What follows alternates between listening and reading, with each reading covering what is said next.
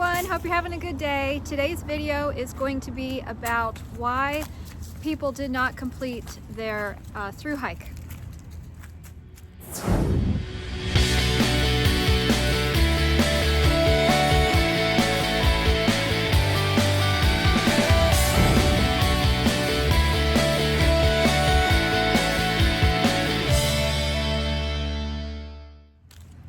Alright, so everybody works so hard to get out on the trail and do a Thru-Hike, and so much planning and preparation goes into that, which is so much fun. And I know it's devastating and it can be very disappointing when you get out there and you run into a lot of trouble for one reason or another, and you do not are not able to finish or complete your Thru-Hike.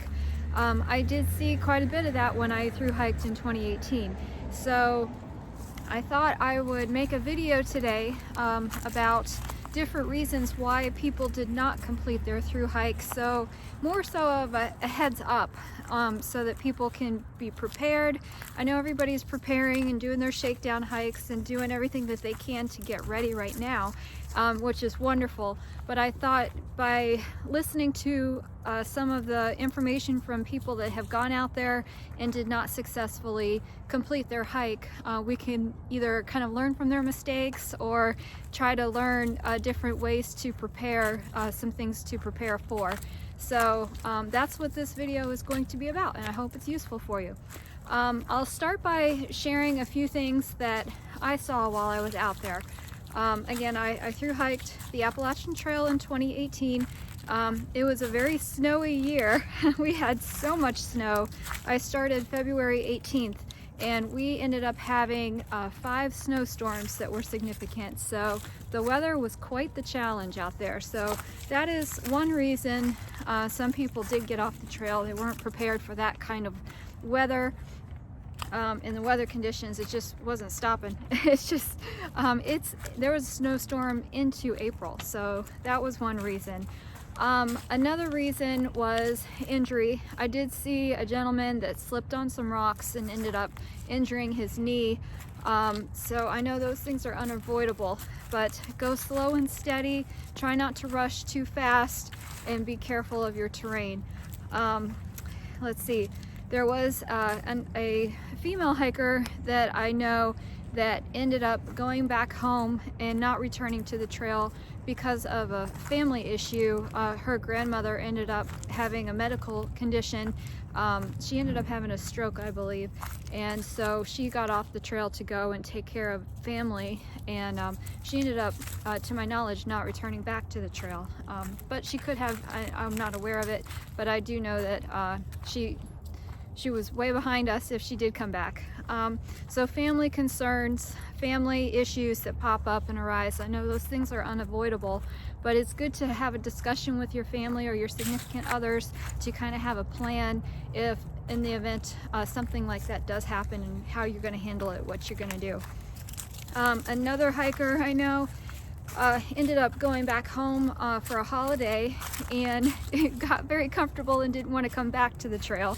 So if you are going to go home for holidays or a special occasion like a wedding or a graduation, be sure you have a very good plan of coming back onto the trail. I do know a lot of people that did go home had a very hard time if they did come back to the trail at all. So just be aware of that and kind of have a plan.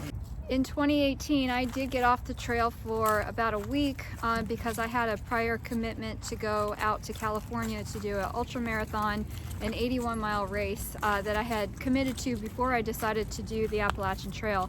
But I never did go home. I left the trail right before I entered the Shenandoahs. I did the race and flew right back to that area and just jumped right back on the trail and kept going. So I was trying to be very cautious and careful not to go home, because I know that that's tough to go visit home and hard to get back on the trail.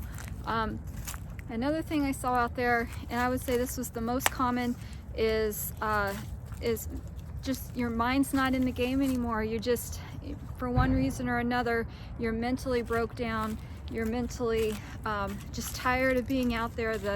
the monotony of walking every day, all day long, it kind of wears on you, especially when the weather conditions are challenging. So just be prepared for that. You know, there's lots of different things you can do and look forward to break it up, like different towns. You can have, you know, have a 0 day or a Nero day. There's lots of attractions you can go and see along the way. Some people I know went to New York and explored there. You know, there's things you can do to break up your trip to make it a little more fun if you can. And I would plan something like that if you can. But a lot of people did get out there and struggled with how they were feeling. So that is one thing. I'm gonna do a whole video on being mentally prepared later, but this video is more about why people stopped. So recently I did go on a forum and ask some people to share some reasons why they did not complete their Thru-Hike. And I got some great responses, and I wanted to read some of them to you again, just so that we can learn from other people and what they went through, and so that we could be a little more prepared. So let's see what some people had to say.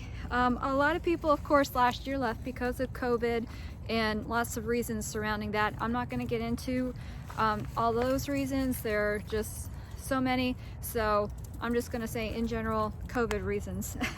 One gentleman said, this is the lamest reason, but he had a jealous girlfriend at home. So he had to go home back to that, and that stopped his Thru-Hike. Let's see. Oh, this person, it was interesting what he shared his story. He had previously hiked the Appalachian Trail, and he decided he wanted to Thru-Hike the PCT. And he knew that he lost so much weight, and he was excited to do the PCT, and decided that he was going to eat whatever he wanted in any quantity that he wanted, because he knew that he was going to lose a lot of weight because he had on the AT. He ended up gaining a lot of weight, so when he went out onto the PCT, he was the heaviest weight he had ever been. He said he got 2 weeks into his hike, and he felt a lot of pain in one of his feet and ended up having a hairline fracture, and that pulled him off the trail, and he had to go home.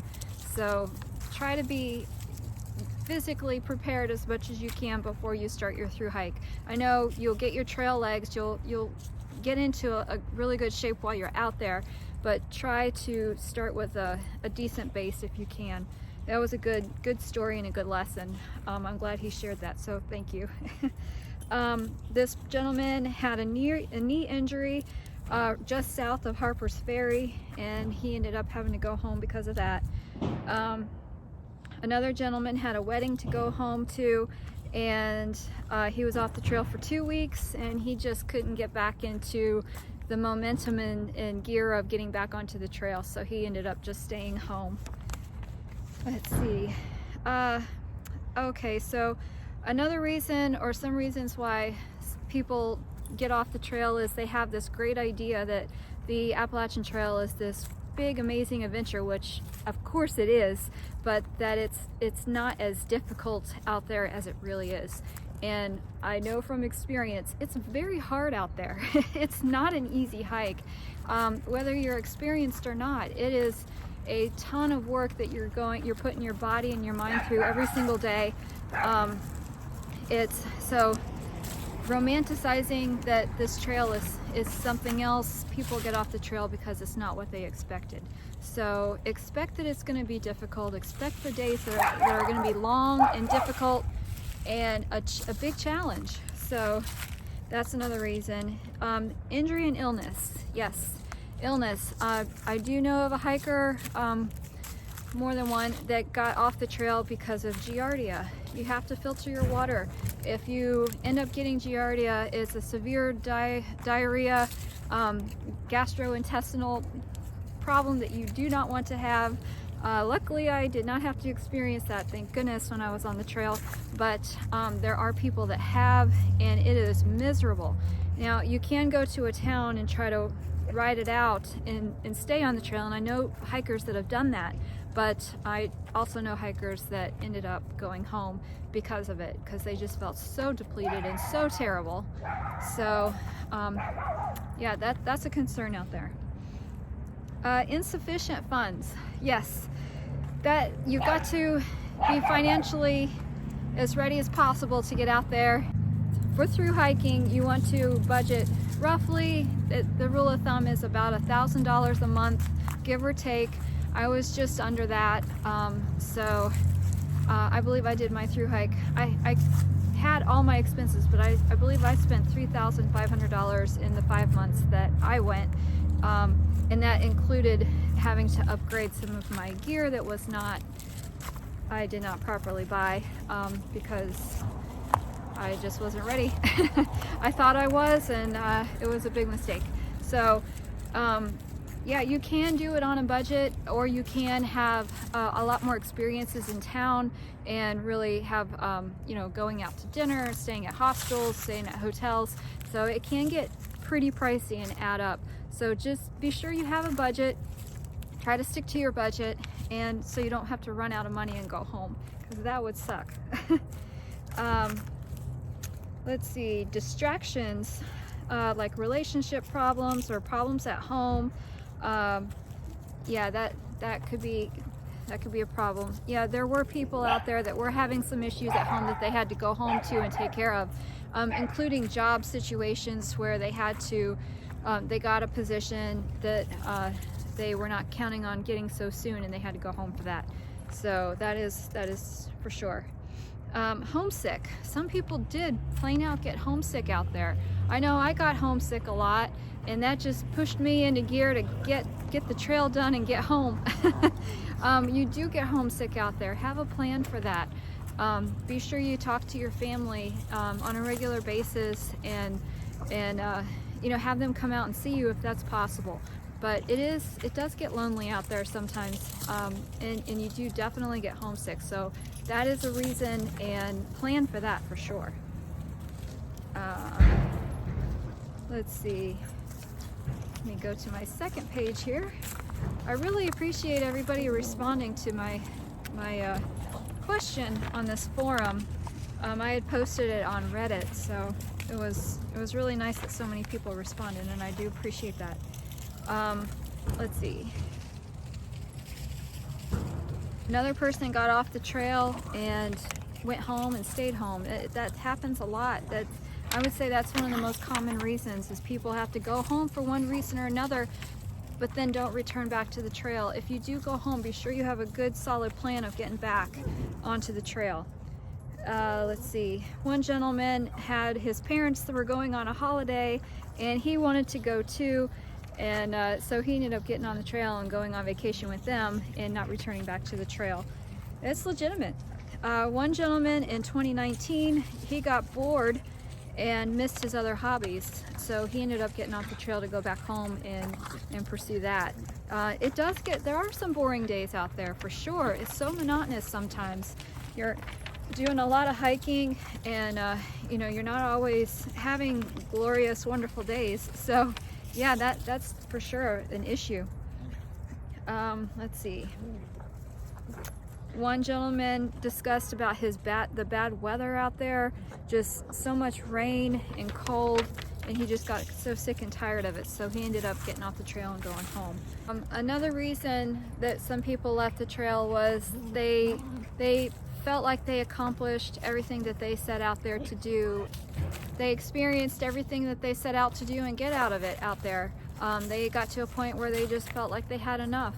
I know people have gotten to Harper's Ferry, and they've gotten, kind of the unofficial halfway point. It's not exactly the halfway point, but it's pretty close, and they've gotten off there and gone home. So I think, all of these tips and things that these other people have gone through and the reasons they've gotten off trail is very valuable, because we can learn, what they were going through to get off the trail and why they did not complete their through hike. I know preparing for a through hike and going through something like this is a huge life-changing event, and it takes a lot of planning, preparation, money, mental strength, physical strength, all of it. Believe me, I know how difficult it is, because I've done it, and I'm excited to do it again. But I think if we can be as prepared as possible, then more of us can make it. I know the rule of thumb is that only 1 out of 4 people that start the Appalachian Trail will finish it. And I believe that's pretty accurate, roughly. I mean, give or take a little bit, but there was a lot of people around the time and area that I started that did not complete it for one reason or another, very good reasons. And a lot of it is just completely unavoidable. But if we can try to prepare as much as possible, especially our mental strength, then we have a better chance of completing this big undertaking. So I hope some of these reasons that other people have left the trail were helpful. I found them very useful. Again, I appreciate everybody that answered my question to the forum and shared their experience. Very valuable information, and I hope others can get something out of it as well. All right, have a wonderful day, everybody.